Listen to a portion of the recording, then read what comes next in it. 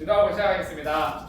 사랑해 주시니 감사합니다. 오늘 우리 사랑하는 호산나 찬양팀 함께 모여서 하나님 앞에 나와서 정말 서는 시간 갖기 원합니다. 주님, 오늘 이 시간에 우리의 모습과 우리가 어떤 마음으로 찬양해야 하는지를 함께 돌아보는 시간 되게 도와주시고, 이 시간을 통해서 하나님 우리에게 필요한 말씀으로, 각자에게 필요한 말씀을 함께 하여 주시옵소서. 예수님의 이름으로 기도합니다. 아멘. 네, 오늘 주제는요, 예배란 무엇인가입니다. 우리 한번 따라해볼까요? 예배란 무엇인가? 예배란 무엇인가? 자, 오늘 함께 말씀을 한 구절 제가 읽어드릴게요. 그 예배의 의무에 대해서요, 예수님이 하신 말씀이 있습니다. 야, 예배에서는 이게 빠지면 안 되라고 하면서 하신 말씀이 있는데요, 마태복음 4장 8절 말씀이네요. 어떤 말씀이냐? 제가 읽어드릴게요. 사탄과 예수님이 만나서 시험 받으시는 중에 이런 이야기를 하세요. 주 너의 하나님을 경배하고 다만 그를 섬기라 라고 이야기합니다. 자, 이게요, 우리가 예배에서 빠지면 안 될 의무예요.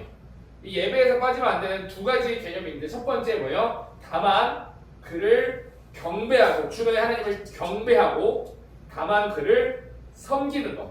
그래서 두 가지입니다. 함께 따라볼게요. 경배. 두 번째 섬김. 그래서 이 두 가지가 있어야지 그거를 예배라고 하는데요, 오늘은 우리 그 중에서 경배라고 하는 단어를 함께 보려고 합니다.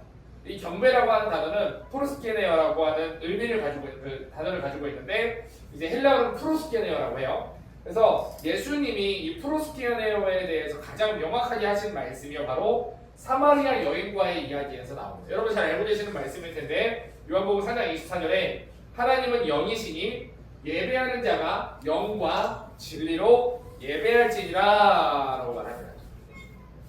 여러분, 이 말씀을 들으면 예배를 어떻게 드려야 된다고 생각해요?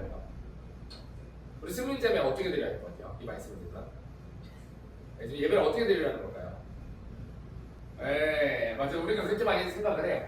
왜냐면 이게 개역 한글에는 뭐라고 되냐면 신령과 진정으로라고 해석을 하거든요. 그러니까 이 진정이라고 하는 단어 때문에 사람들이 전부 다 온 마음을 다해라고 하는 의미로 많이들 해석을 하는데, 사실은 그렇지 않습니다.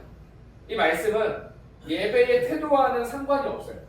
왜냐하면 하나님이, 예수님이 영과 진리로 예배해야 된다라고 말을 했던 그 사마리아 여인이 이 말씀 후에 하는 반응이 나오는데, 그게 뭐냐면요, 이 태도에, 우리가 생각하는 예배의 태도에는 맞지 않게 물동이를 버려두고 동네로 바로 들어갑니다. 동네로 막 뛰어들어가요. 이게 그 여인의 반응이었어요. 그래서 그녀는 기뻐가지고 사람들에게 막 예수님을 전하는 사람이 되었는데, 이게 예배했던 사람의, 경배했던 사람의 태도였어요.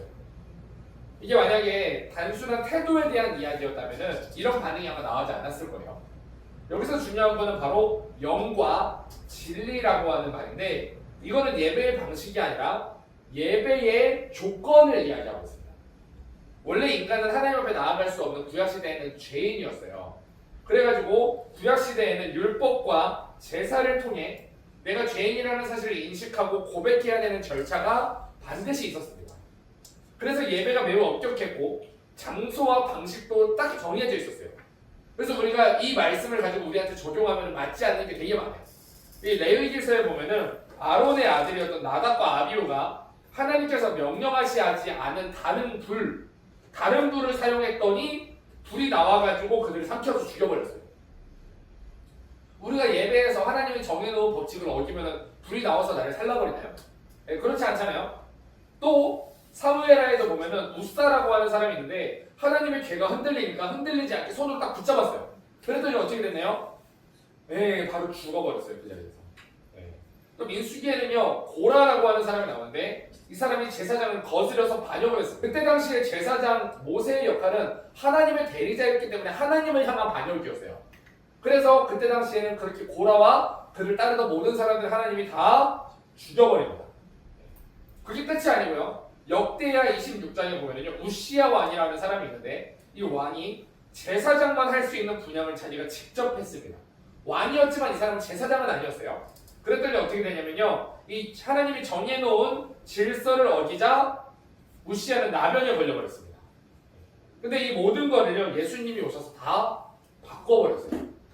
어떻게 바꿨냐면, 우리의 죄를 뒤집어 쓰고 이제는 우리의 신분이 죄인이 아니라 자녀로 바뀝니다. 여러분 이렇게 우리가 죄인에서 자녀로 바뀌었다라는 게 뭐냐면 바로 진리예요. 무엇으로? 예수님의 십자가, 예수님의 보혈로 우리가 죄인이었던 우리가 자녀의 권위를 갖게 되었다는 게 진리인데요. 이 진리를 알게 하시는 분이 바로 성령이십니다. 믿게 하시는 분. 그래서 영이라고 하는데, 그래서 이제는 우리가 예배를 어디서 드리냐가 중요한 게 아니에요. 방식도 사실은 중요하지 않습니다. 영과 진리만 있으면 어디서든 예배할 수 있어요. 그래서 이거를 들은 이 사마리아 여인이요, 당신이 바로 그리스도이군요 하고서 기쁨으로 막 반응을 합니다. 여러분 이제 결론인데, 경배가 무엇이냐면, 그러면 여기서 말하는 예수님이 말하는 프로스케네어 경배가 무슨 말이냐면, 여인이 보였던 반응, 바로 진리에 대한 반응이에요. 우리 한번 따라해볼게요. 진리에 대한 반응. 이게 바로 경배입니다. 그래서 우리의 예배는 예수님이 나를 살리셨다라고 하는 그 진리를 내가 알고, 예수 그리스도께서 나를 위해 십자가에 살찌고 피 흘려 죽으셔서 내가 구원받았다라고 하는 진리를 내가 알고, 그 진리에 기쁨과 감사함으로 반응하는 게 예배, 경배예요. 그래서 우리 한번 질문해봤으면 좋겠는데, 나는 예수님이 나를 위해서 죽으셨고 부활하셨고 내가 그로 인해서 구원받았다라고 하는 이 진리를 여러분 알고 계십니까? 여러분 그 진리에 감동되어 있으십니까? 여러분 그 진리 때문에 기쁘십니까? 그 예수님의 십자가의 은혜 때문에 감사하지 정도가 아니라 진짜 여러분들의 마음 가운데 진짜 감사함이 있어요. 이 초대교회는요, 이게 굉장히 분명한 교회였습니다. 그런데 시간이 지나면서 예배가 변질이 됐는데, 언제 강력하게 변질이 됐냐면 로마 시대에 카톨릭이 국교화를 시키고 나서 예배가 관람형 집회로 바뀌어버렸어요.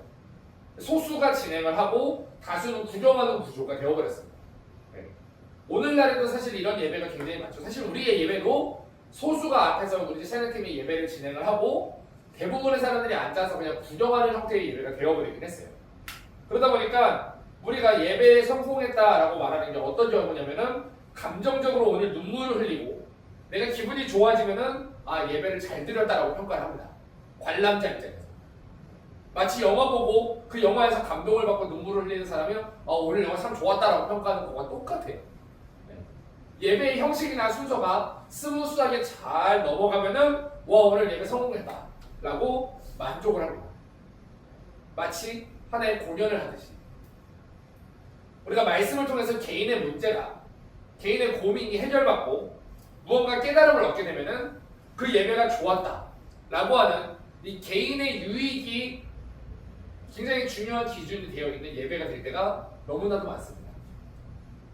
그래서요, 우리 찬양팀에다가 제가 정말 권면하고 싶은 마음은, 우리 이제 본질로 좀 돌아가야 돼요. 어떤 거를 본질로 돌아가야 되냐면, 우리가 매주 예배를 준비하다 보면은 나도 모르게 이런 고민을 해요. 오늘 예배가 매끄러웠나? 오늘 사람들이 은혜를 좀 받았나? 찬양이 좋았나? 이런 거에 대해서 우리가 관심을 갖습니다. 그런데요, 이 결과에 의해서 우리가 마음을 뺏기지 않았으면 좋겠어요. 열심히 섬기기 때문에 우리가 굉장히 빠지기 쉬운 함정인 것 같아요. 하지만 예수님이 우리에게 원하시는 것은 완벽한 무대가 아니라 이 진리에 반응하는 우리의 중심입니다.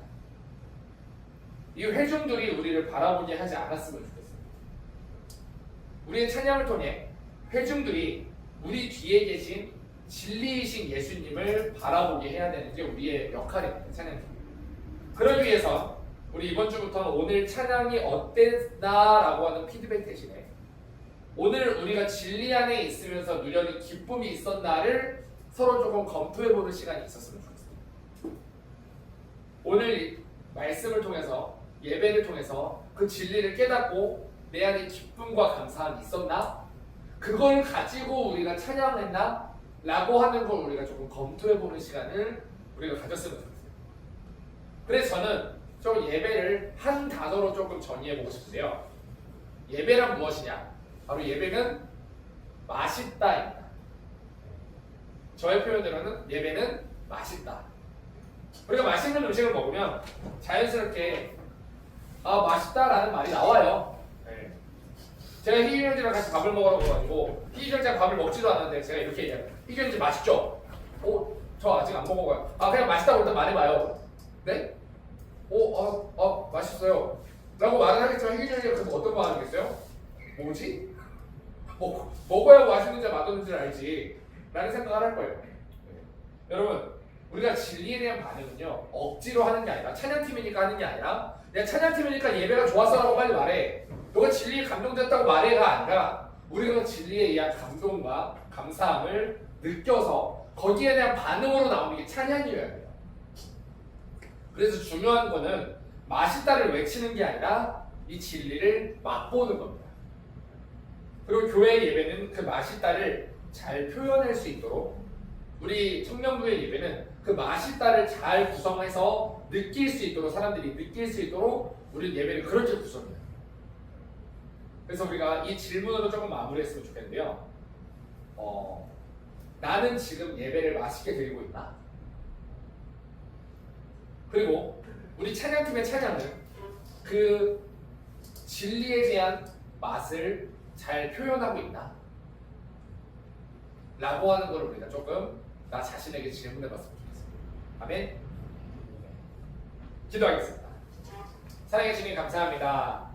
오늘도 우리가 예배를 통해 하나님을 경배한다는 것이 정말 하나님 앞에 우리가 예배에 대한 진리에 대한 그리고 나를 구원하신 그 은혜에 대한 기쁨과 감사함의 반응이라는 사실을 우리가 깨달았습니다.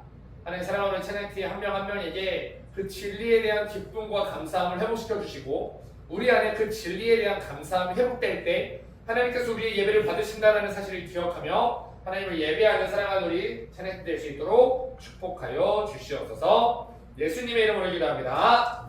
아멘. 하나님께 영광의 박수 드리겠습니다.